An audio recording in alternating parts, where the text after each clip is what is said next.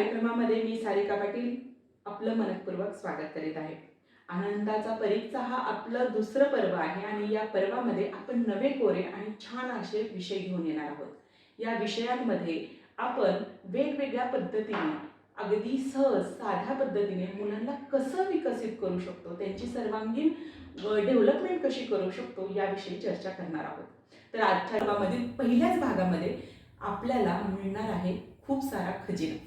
हो, खजिनाच म्हणेल मी, कारण जेव्हा परंपरेचा आणि आधुनिकतेचा एक संगम होतो आणि तो संगम मुलांना मिळतो आणि त्यातून जेव्हा एखादी व्यक्ती किंवा एखादं बालक घडतं तेव्हा जे बाहेर पडतं ते म्हणजे एक अद्भुत असतं असं म्हणावं लागेल। आणि या चर्चेतून तुम्हाला खूप सारं मिळणार आहे आणि या व्यासपीठावरती आपल्याशी चर्चा करण्यासाठी उपस्थित आहेत सौ शीतल संजीव माळी।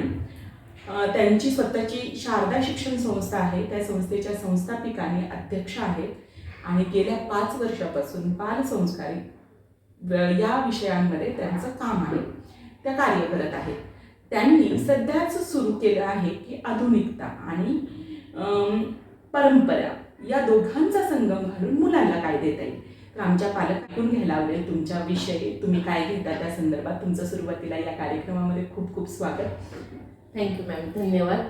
हां, तर मॅडम थोडक्यात मला असं सुरुवातीला आपण विषयाला हात घालूया आणि नक्की तुम्ही काय करता तिकडे जाऊया।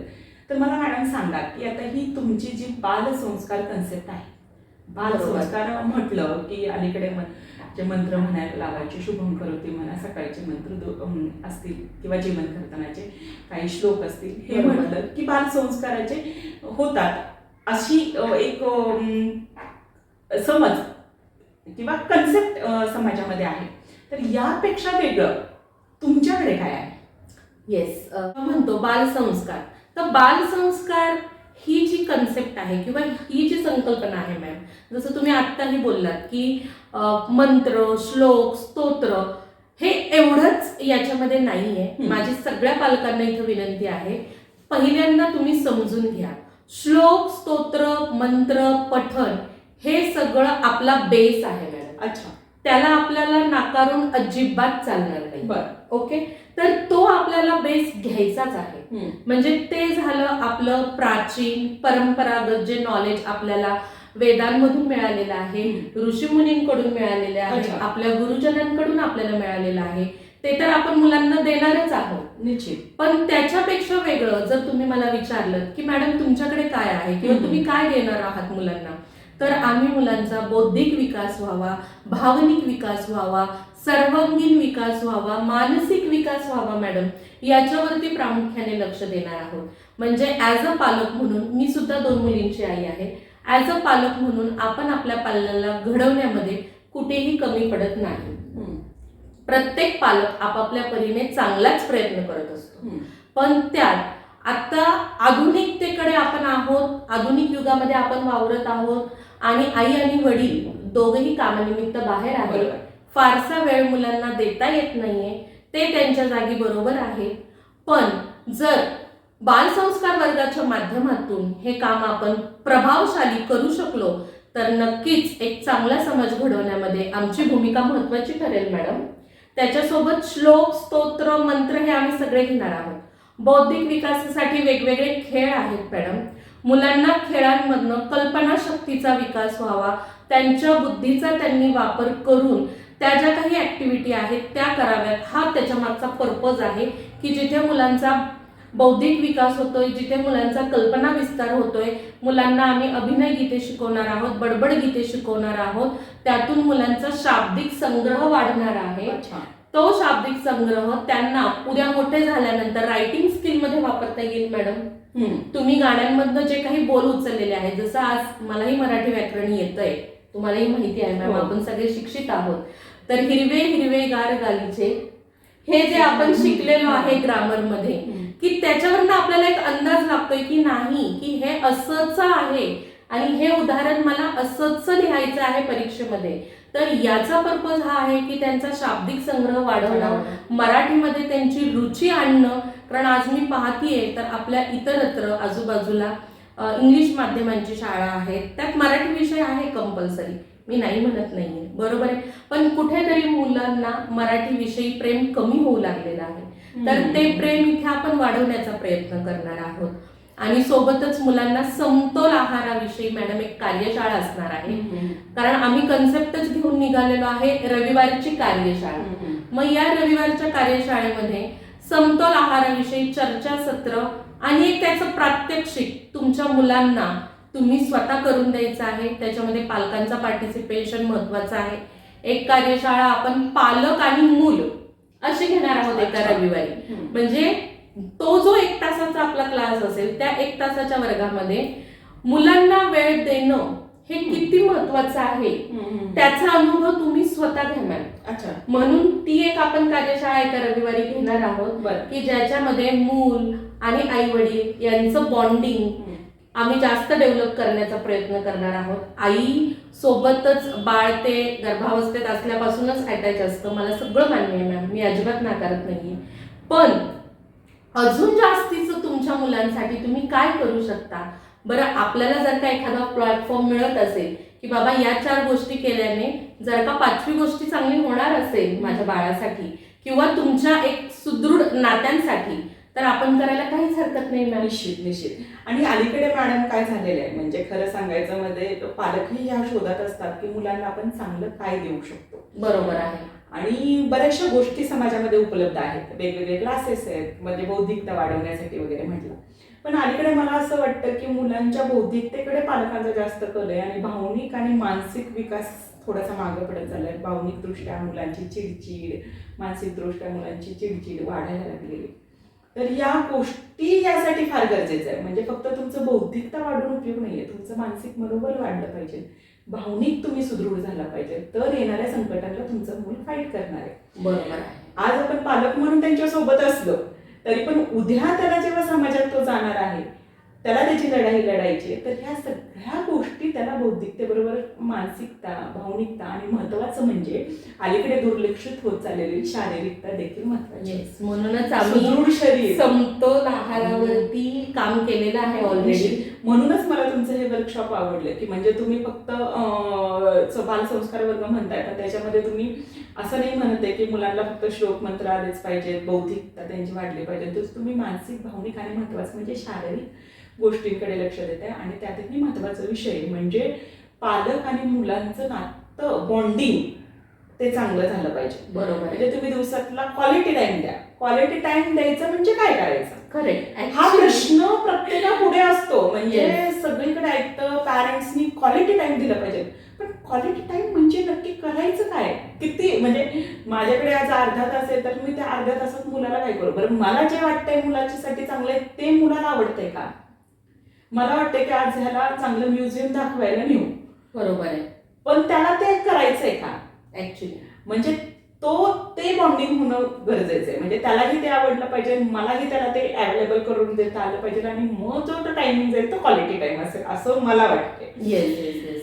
आणि तर मॅम आता मला एक सांगा की तुम्ही म्हटलाच आहात हे, तर मला आता सांगा की ह्या विकासामध्ये आता मुलांचा विकास करण्यासाठी खरंच सगळे पॅरेंट्स खूप प्रयत्नशील असतात, तर ह्या विकासामध्ये संस्कार वर्गाचा कसा उपयोग होतो.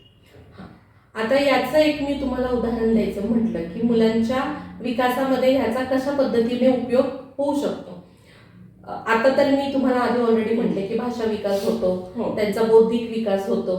तर आता ह्याची उदाहरणं द्यायची म्हटली तर आपल्याला महाराष्ट्राला आपला इतिहास आहे, छत्रपती शिवाजी महाराजांचा वारसा आपल्याला लाभलेला आहे. त्यांनी स्वराज्य स्थापनेसाठी जे जे काही केलेलं आहे ते सगळ्यांना नोंद आहे. म्हणून आज आपण त्यांना छत्रपती म्हणून मान देतो, आदर देतो. बरोबर.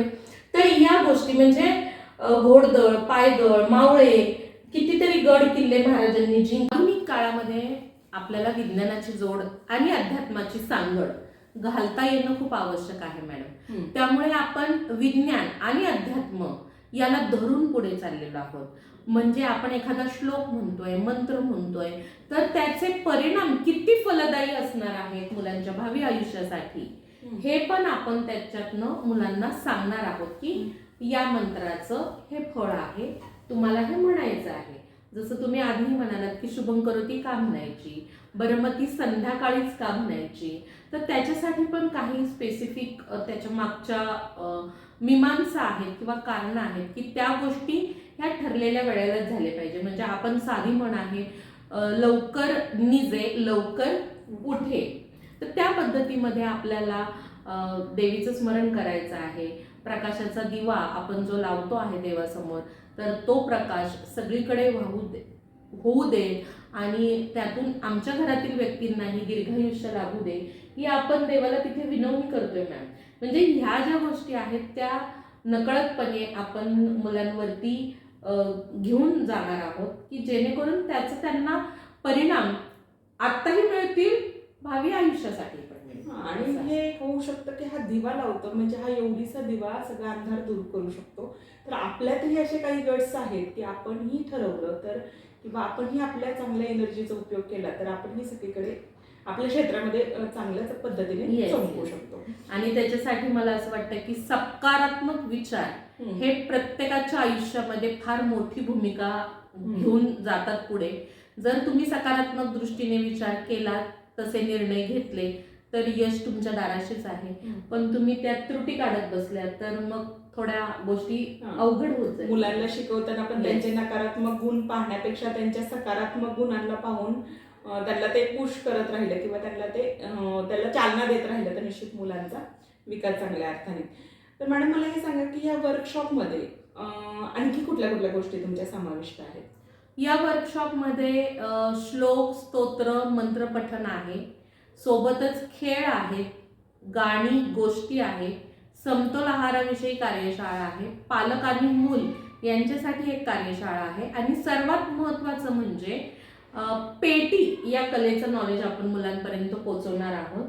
कारण मला स्वतःला प्रामाणिकपणे असं वाटतंय की मुलांना संस्कार वर्गासोबतच कलेचं महत्त्व जपता आलं पाहिजे. म्हणजे कला ही प्रत्येकाच्या आयुष्यामध्ये असली पाहिजे. कोणी एखादं सुंदर चित्र काढू शकतं, कोणी एखादं छान नृत्य करू शकतं, कोणी एखादं चांगलं गाणं म्हणू शकतं, कोणी एखादं वाद्य वाजवू शकतं. आणि आपल्या भारतामध्ये अशी कितीतरी उदाहरणं आहेत की ज्यांना पद्मविभूषण हा किताब मिळालेला आहे आणि जे आपल्या भारताचे खरे रत्न आहेत.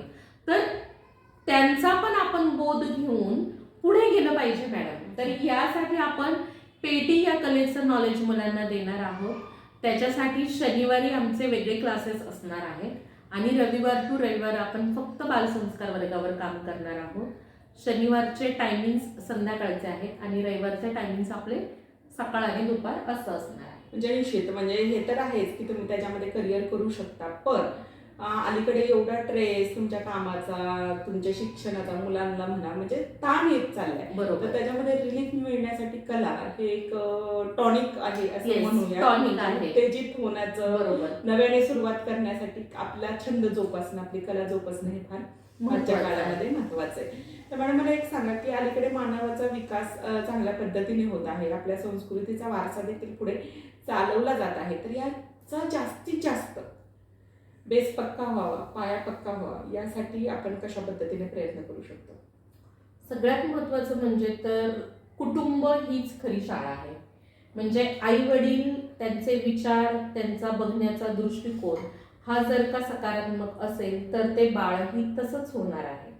त्यामुळे प्रत्येकाने दुसऱ्यांनी बदलावं ही अपेक्षा ठेवण्यापेक्षा आपण स्वतः बदलून काम करण्यावरती फोकस असलं पाहिजे.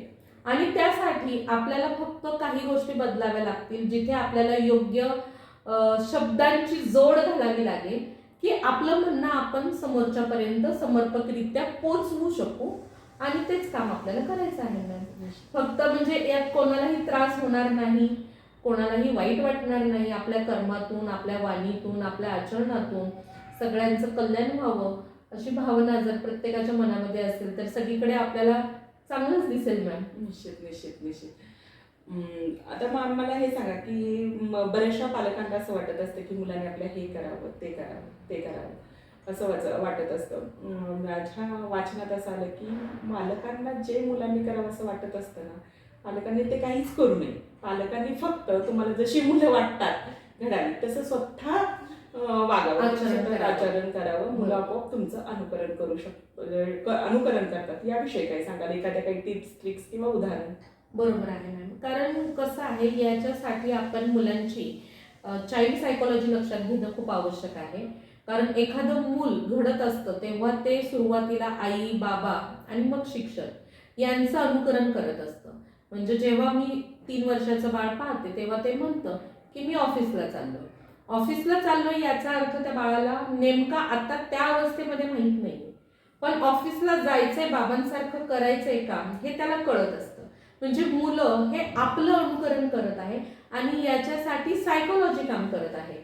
सो दॅट तुम्ही जसं म्हणालात की आधी आपण स्वतःमध्ये बदल करणं अपेक्षित आहे, तर मग छोटे छोटे बदल आपण करू शकतो. जसं आता संस्कारांची जोड आपल्याला ठेवायचीच आहे, तर आपल्या प्रत्येकाच्या घरामध्ये पडदे आहेत मॅम. तर त्या पडद्यांमध्ये म्हणजे माझ्यापुढे पण असं एक उदाहरण आहे की मी डिपार्टमेंटमध्ये ते व्यक्ती कामाला आहेत. तर त्यांच्या घरी जेव्हा मी गेले तर त्यांच्या जी बेडरूमची आणि हॉलची जी खिडकी होती, तर तिथे मला दिसलं मुलांचे बेडरूम स्पेशली की त्यांनी पडदे करून घेतलेले आहेत, गुरुर ब्रह्मा गुरुर विष्णू गुरुर देवो महेश्वरा गुरुर साक्षात परब्रह्म तस्मै श्री गुरुवे नमः. म्हणजे आपल्याला हे छोटे छोटे बदल करायचे, मुलांना फार काही वेगळं सांगावं नाही लागणार आहे. आपण जेव्हा आई वडील घरातील देवपूजा करू, बाळा नमस्कार कर, एवढं साधं एक वाक्य जरी बोललं तरी मुलांना चांगली सवय लागणार आहे. म्हणजे हे तुम्हाला मलाही कळतंय की मी बोलणं अपेक्षित आहे, पण ते प्रॅक्टिकली होत नाहीये मॅम. हो हो, तो प्रश्न आहे. येस, तो प्रश्न आहे आणि त्याच्यासाठी आम्हाला काम करायचंय. अच्छा. की ते प्रत्येक घरामध्ये झालं पाहिजे. आणि मुलांना आई वडील सांगायला गेले तर कदाचित ते मुलांना म्हणजे रागावणं वाटू शकतं आईचं. पण तेच जर का ग्रुपमध्ये तुम्ही ऐकताय, टीचर सांगताय, तर ती पद्धत थोडी मुलांना सोयीची वाटू शकते मॅम, रादर दॅन आई वडिलांपेक्षा. म्हणजे प्रत्येकाला आपलं मूल समजून घेणं हे खूप सोपं आहे मॅम, पण ते प्रॅक्टिकली होणं तितकंच गरजेचं आहे असं मला वाटतं. म्हणजे बऱ्याच वेळेस आपण गोष्टी ऐकतो, जाणून घेतो, पण त्या कृतीत आणताना खूप ताणाताण होते किंवा तसं होत नाही. मुलांना समजून सांगा पण मुलं ऐकत नाही. बरोबर आहे. मग त्यासाठी काही टिप्स आणि ट्रिक्स आमच्या पालकांना सांगा. टिप्स आणि ट्रिक्स सांगायचं म्हटलं तर मी इथे तुम्हाला काही उदाहरणं देऊ शकते. जसं की आपण म्हणतो की विज्ञानाची जोड आणि अध्यात्म याला आपल्याला धरून चालायचं आहे. तर विज्ञानाची जोड घेत असताना तुम्ही छोटे छोटे प्रयोग घरामध्ये सुद्धा घेऊ शकता की जेणेकरून मुलांना विज्ञानाबद्दल कुतूहल निर्माण होईल. आपल्याला थोडे कष्ट घ्यावे लागतील. मी फार म्हणत नाही की सगळं सोडा आणि मुलांच्या मागे लागा, अजिबात नाहीये. आपली पण कन्सेप्ट आहे फक्त रविवारी आपण हे घेणार आहोत. याचा अर्थ दिवसातून 1 मिनिट किंवा 10 सेकंद आपण मुलाला म्हटलो की बाळा हे असं करायचं, किंवा एक म्हणजे रात्रीचं जेवण तरी सगळ्यांनी एकत्र मिळून जेवावं, एवढं जरी आपण फॉलो केलं तरी सुद्धा खूप सारे बदल कुटुंबामध्ये, प्रत्येक कुटुंबामध्ये होतील मॅम. कारण याचा स्वतः अनुभव मी सुद्धा घेत आहे. दिवसभर बिझी शेड्यूल आहे, पण एकत्र जेवताना आम्ही दोघं किंवा माझ्या मुली यांच्यामध्ये जे संभाषण होत आहे, तर त्यातनं गोष्टी जास्त सोयीस्कररित्या उलगडल्या जात आहेत ना. सो दॅट हे एवढं सोपं सोपं आपण फॉलो करू शकतो. निश्चित निश्चित. मुलांना एखादी गोष्ट करू नये म्हणून आपण सतत रागवत असतो की हे बघू नका, ते बघू नका, पण आपल्यालाही मोबाईलवरती चांगल्या गोष्टी बघायला मिळतात. एक छोटंसं उदाहरण सांगते. ॲक्च्युली फॉरेनचा व्हिडिओ होता की सगळे ते आई वडील मुलं, जेवणाचा विषय निघाला म्हणून सांगते की सगळे जेवण करायला एकत्र टेबलवर बसले होते डायनिंग. तर त्यांच्या आईनी रोज बघितलं की कोण टॅबमध्ये बघतंय, मुलं मोबाईलमध्ये बघतायत, त्याचे बाबा मोबाईलमध्ये बघतायत, ह्या जेवण वाढतात आहे, त्यांचं आपलं खाणं चाललंय मोबाईलमध्ये बघत. त्यांनी हे ऑब्झर्व केलं त्या बाईनी बऱ्याच दिवस.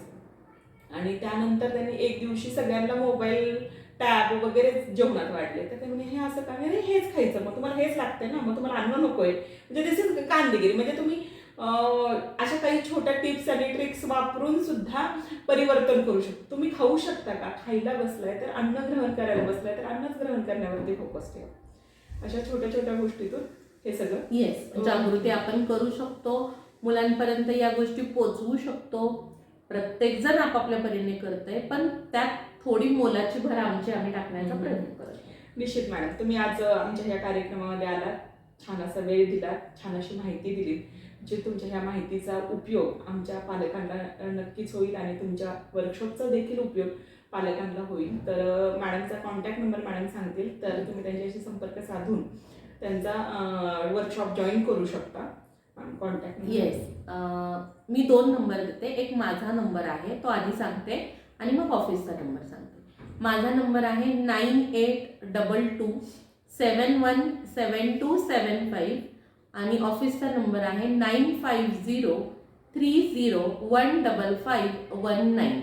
तुम्ही या दोन्ही नंबरवर कॉल करू शकता, व्हॉट्सअप करू शकता. चर्चेच्या आपण शेवटाकडे येतोय, थांबतोय, पण मॅडमला मी म्हणेल की तुम्ही तुमच्या वर्कशॉपमध्ये सगळ्या गोष्टी घेतालच, पण आमच्या पालकांना ह्या व्यासपीठावरून काही टिप्स आणि ट्रिक्स मुलांसाठी ते फॉलो करू शकतील सहजासहजी घरात, असे काही सांगाल? हां, सगळ्यात महत्त्वाचं म्हणजे चांगल्या सवयी आपण मुलांना लावणं आवश्यक आहे. तर लवकर निजे लवकर उठे ही सवय तुम्ही मुलांना लावू शकता. वाचनाची आवड तुम्ही मुलांना लावू शकता. त्यासाठी आपण बर्थडे गिफ्ट देतो मॅडम. तर तुम्ही कोणाच्या वाढदिवसाला जाताय किंवा शुभेच्छा देताय, तर तिथे तुम्ही गोष्टींची पुस्तकं देऊ शकता मुलांना. आपल्या मुलांसाठीही तुम्ही खरेदी करू शकता किंवा ज्यांचा वाढदिवस आहे त्यांनाही तुम्ही गिफ्ट म्हणून गोष्टींची पुस्तकं देऊ शकता. किंवा तुम्हाला म्हणजे टाकाऊपासून टिकाऊ या गोष्टी कशा बनवता येईल, तर हे तुम्ही मुलांना गाईड करू शकता की बाळा आपल्याकडे या 4 गोष्टी आहेत. म्हणजे साधी प्लास्टिकची बॉटल आहे किंवा आपल्याकडे वर्तमानपत्र आहे, तर त्या वर्तमानपत्रांचा तुम्ही लगदा करून भिजवून त्याच्यापासून खूप छान तुम्ही डेकोरेटिव्ह वस्तू करू शकता. पण हे तुम्हाला मुलांना सांगता आलं पाहिजे की बाळा या वर्तमानपत्राचा वापर आपण वाचण्यासाठी तर केलेलाच आहे, पण आता जर मला द्यायचे आहे बाहेर रद्दी म्हणून, तर त्यापेक्षा तू यातनं काहीतरी बनव. एक साधा टेबल बनवला, सोफा बनवला, तरी सुद्धा मुलांना खूप साऱ्या गोष्टी यातून शिकण्यासारख्या आहेत. तर अशा एन नंबर ऑफ टिप्स आहेत, पण आता वेळेअभावी सांगणं थोडं मुश्किल आहे. मॅम, तुम्ही आज आमच्या आनंदाचा परीक्षा कार्यक्रमामध्ये आला, छान अशी माहिती दिली. निश्चित तुमच्या ह्या सगळ्या नॉलेजचा फायदा आमच्या पालकांना होईलच. तर श्रोते हो आणि छोट्या दोस्तांनो आणि त्यांच्या आईबाबांनो, आजच्या या कार्यक्रमात आपण इथेच थांबूयात. निश्चित पुन्हा भेटूयात नवीन माहितीसह, नवीन अशाच खूप सारं माहिती देणाऱ्या व्यक्तीसह पुढच्या कार्यक्रमात. तोपर्यंत नमस्कार, धन्यवाद.